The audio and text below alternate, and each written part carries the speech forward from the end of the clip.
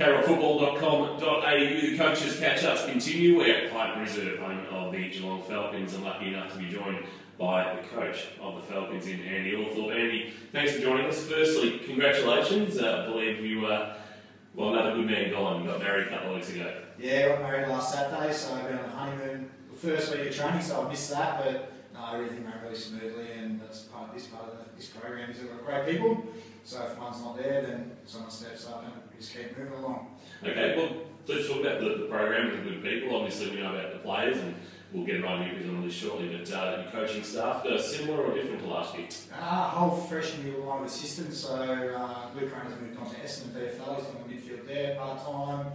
Josh McCann's doing, he's got personal business he's starting up, so he's not involved this year. So now we've got 3 new line coaches. We've got Adam Wilkinson doing the forwards, Daniel Allthorpe doing the midfield, stepping up as more of a senior assistant, and Andrew Marion's doing the back. So they're 3 fresh new guys who have been a part of the program anyway over the last couple of years, but now get a real good chance to sink their teeth into some lines, and have been fantastic so far. Fantastic. Let's talk about the playing group. Obviously, you start with about 90 boys in November, and they get sort of cut down. Where are we at this stage in early February? Well, we're down to 65 at this stage, which is probably the lowest we've been over the years I've been here, but we're in a good position with it. Some of the boys have dropped away for their own things, so if they want to connect to cricket or basketball or a different sport, but the kids will be happy and they've been fantastic with their attitude and their effort, and can't fault any of them so far in the way they've gone about. So how long does it stay at 65 till you get down to that 50 mark that you're usually going with? Yeah, well, we've got trial games in 3 weeks, so then we'll look at getting them back to 50 then.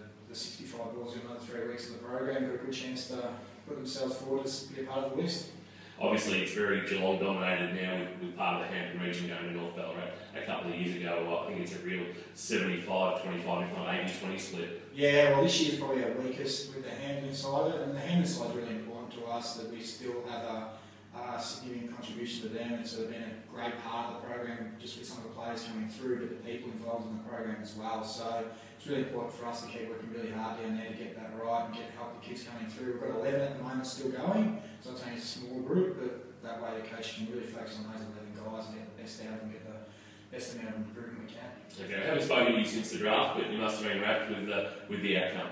Yeah, it was great to get 6 out of the 2 drafts. It was great. Obviously, there's some disappointed kids out there who didn't get picked up, and now they've come to their new challenges at different VFL clubs. But the AFL side of things was fantastic to see. The guys like Darcy, Louis, and Diz get through is fantastic. But then again, on top of that, Berkey, with everything Nick went through with his injuries, to see him get a chance at Geelong, where he'll thrive, and then also seeing Russell's support is fantastic. Of course, you've got the option to bring some back as 19-year-olds, and you have done that, and I suppose there were a couple that thought they may have been rookie, but didn't get that opportunity, but they get to come back to the Falcons. Yeah, definitely. I think the number one there's Aaron Christensen, his attitude all the way through that, his training, while he's having to go through that draft process, and it was certainly a challenging time for him, but he's been super positive the whole time, and really resilient with it all, and I think it's just been probably the spur for him that he needed. He was really limited in what he could do last year with injuries, but now he's had a great pre-season so far, been super positive and been very vocal and been a great leader so far. Obviously, this time of year we haven't played any footy, but the big country scouts are already out, and no doubt you'll be fingers crossed that once again there's a good representation in the big country squad for the under 18 nationals. Yeah, I had a good look at it before. I reckon there's at least 10 there. Again, we can really have a big influence on that side, and obviously with 5 guys in the ARS program, but then there's guys like Taylor Miles and outside of that super pre-season to look raring to go. Joe Mason after what he did last year, and Cameron Ford's another one who I think can really grow this year as a player with more time through the middle with obviously those other boys moving on.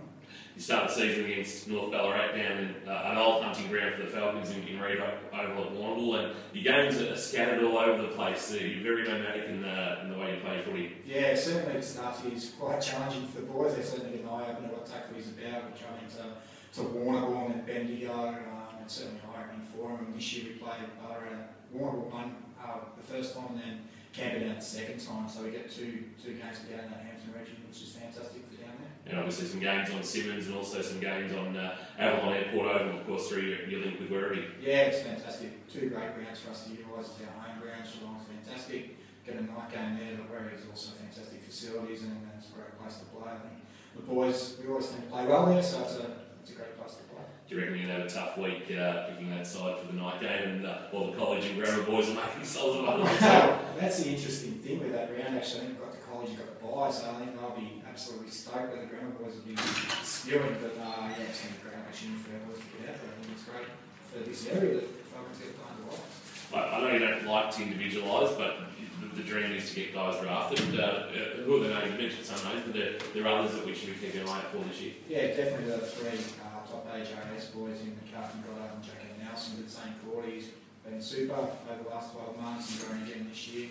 Joe Motion I mentioned, Taylor Miles, they're the guys that are up there. We've probably got another really good draft crop there, 10 or 11 players that, depending on how they improve over the year and how they go up state level, can give themselves a great account. After the disappointment of your exit last year, obviously at the hands of Eastern Rangers, and how hard was it to watch Grand Final Day and watch what they put together out there and the win they had? Yeah, well, I didn't really want to watch it. I just followed it on Twitter and I saw the early scores. I was pretty imminent what was going to happen. It was pretty clear, I think, that Eastern and us were two very strong sides, and it was a super prelim, and they were too good. Really too good on the day, and then to step up again and on the ground and get those couple of boys back was always going to be tough last for Daniel, but they'll super competitive through the finals, Daniel. And obviously, style of footy this year, has much changed from what you've done, or has it changed a little because of the assistant coaches you're bringing? Yeah, we've actually tinkered with it a little bit, changed it a bit. It's been the same for a few years, but yeah, we'll just wait and see how it goes. And we've given the kids a few fresher challenges out there and they want to move footy. So. Fantastic, Andy. As always, appreciate your time. We wish you the best of luck with the rest of the trial process, with finalising your roster, and then obviously getting into round one when you take on North Ballarat in late March. Thanks, mate.